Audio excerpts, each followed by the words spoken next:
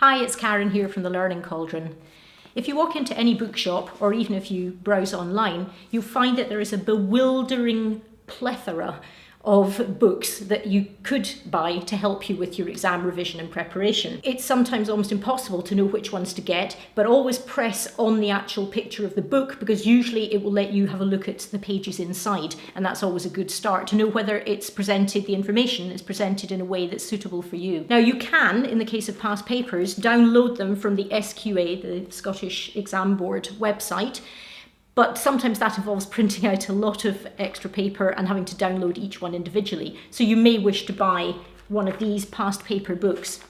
Once you've done all the past papers, there is still more that you can do with these books. If you go to the end where they give you the answers, it allows you to see the sort of content that the SQA expect in order to award 1 mark or 2 marks.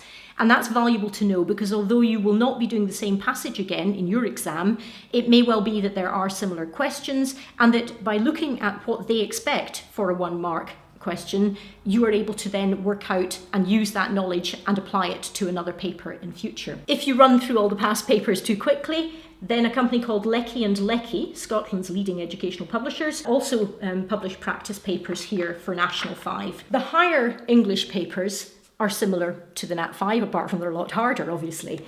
You've got the passages, the past passages that they've done, you've got all the questions, and then at the back, this array of potential answers. What's encouraging is that you see that often there are 5 or 6 possible answers, which means that it's not just one that you're looking for and that you can get marks in various ways, and that's always quite reassuring. Once your teacher has told you which novel or play you're going to be studying for Nat 5 or for higher or advanced higher, it's a good idea to purchase a second-hand copy of that book or play online. You can get them for 50p, £1 on Amazon, and you're then allowed to do what you've been banned from doing for the whole of your life so far, and that is deface a book. By deface, I don't mean that literally. What I mean is start writing your comments on it where you see something that's interesting about a character, where there's a quote that you're interested in. As you can see, this is done even in different colours to show colour coding, one maybe for character, one for theme, etc. And once you've done this, it means that you won't need to reread the book quite as thoroughly again because you've already done a layer of that hard work. Here's another one where the same has been done. Here's The Tempest. This will mean that you've done so much of the work before your prelim and eventually the exam, so it gives you a really good head start. Once you've studied your novel, it's also quite handy to get hold of a copy of one of the study guides. For example, this is the study guide, the York Notes. They're a pretty good company. It says it's for GCSE, which is in the English system, but equally it's appropriate for the Nat 5 syllabus as well. So here you would get information about the plot, the storyline, the different characters, what they stand for, any symbolism, and it makes it easier to absorb all the sorts of information that you need when you come to writing a literature essay. Here is a really good study guide for The Great Gatsby. This says it's for advanced level English, but if you're studying it for the Scottish higher system, again, that's no problem.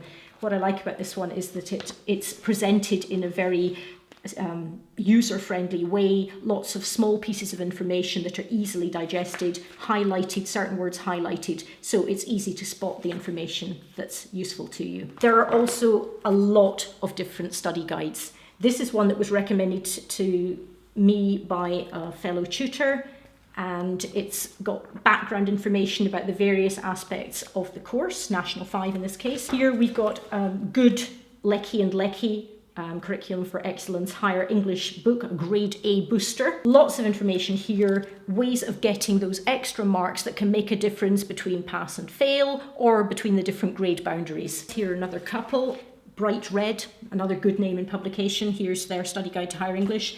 And this one was also recommended to me, Anne Bridges' Higher English, How to Pass. Again, this is endorsed by the SQA. So there's a whole variety, and find one that suits you. One writer's style might not suit one person, but it may suit someone else. So look at a few of them and work out which one you feel is most engaging for you. One part of the English course that we mustn't forget is the folio pieces that are handed in before you sit the exam. And because they're worth 30% of the exam, both at Nat 5 and at higher, it's really, really important that you do as good a job as you can on these folio pieces.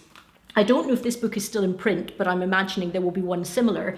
But I have found it really, really useful for working with students who are doing their argumentative and persuasive essays or personal reflective. It gives you lists of the things that you really need to put in, examples of previous successful essays, and all in all, I found it incredibly useful. It's up to you to decide what you need. Don't go wild and spend too much, but it is an investment and you can sell them afterwards on to friends in the class below, so it's not all lost. Good luck.